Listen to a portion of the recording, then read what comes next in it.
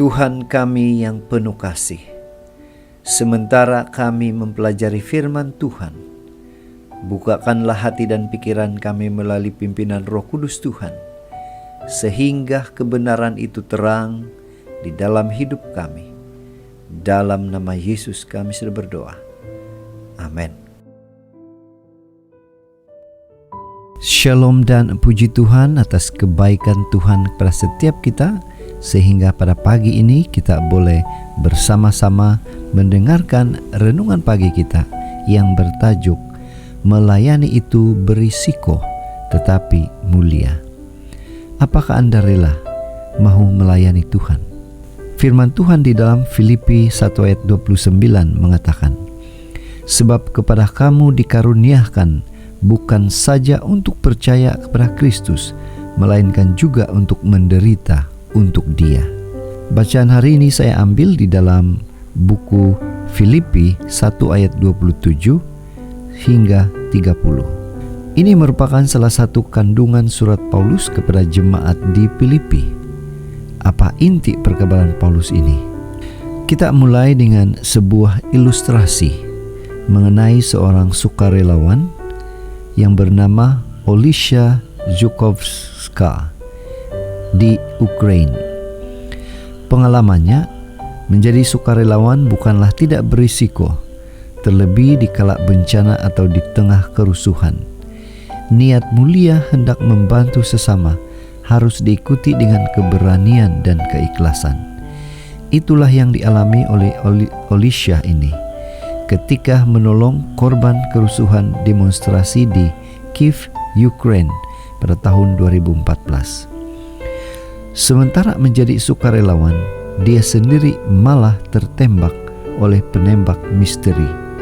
Untungnya dia masih selamat walaupun cedera parah. Kita kembali kepada bacaan kita hari ini. Dengan penuh kesabaran dan semangat tinggi, Rasul Paulus memberitakan Injil keselamatan Kristus. Dia berjalan dari kota ke kota, dari satu negara ke negara lain, menempuh perjalanan yang berbahaya dan sulit. Terkadang Paulus harus berjalan sehingga ratusan batu. Di waktu lain, dia juga menyeberangi lautan, menghadapi binatang buas, gelombang laut yang ganas.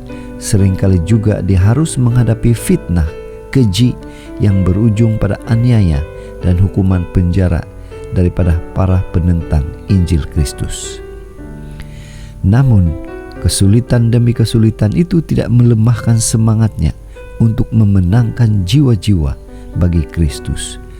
Puji Tuhan. Paulus mengakui bahwa kekuatan yang melimpah-limpah itu bukan berasal dari dirinya sendiri, tetapi dari Kristus Yesus yang sudah menyelamatkan hidupnya. Maka adalah suatu kehormatan jika Kristus berkenan memakainya menjadi saksi Kristus agar banyak jiwa dapat memperoleh keselamatan dari Kristus. Apa aplikasi renungan ini untuk kita? Bagaimana dengan saudara? Bagaimana dengan kita semua? Apa respon kita setelah ditebus Yesus? Adakah kita bersedia bekerja dengan rela demi menjadi saksinya? Mari kita meneladani semangat Rasul Paulus menjadi saksi kepada orang lain. Oleh sebab itu, pada pagi ini, marilah kita mengingatkan diri kita dan semangat menjadi saksi Tuhan. Adalah suatu kehormatan jika Tuhan berkenan memakai saudara, memakai kita untuk menjadi saksi bagi Tuhan.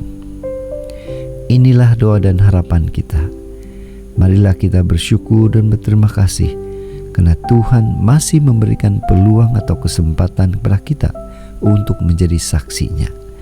Dan pastinya saudara, bila mana kita mau melakukan dengan penuh kerendahan hati, Tuhan akan memampukan kita untuk melakukannya. Mari tetap setia, tetap semangat, tetap positif untuk terus berjuang di dalam menjadi saksi, menjadi pelayan Tuhan. Tuhan memberkati. Mari kita berdoa. Bapa, terima kasih atas firman yang begitu indah, yang menguatkan kami untuk terus setia kepada Tuhan. Dalam nama Yesus, kami berdoa. Amin.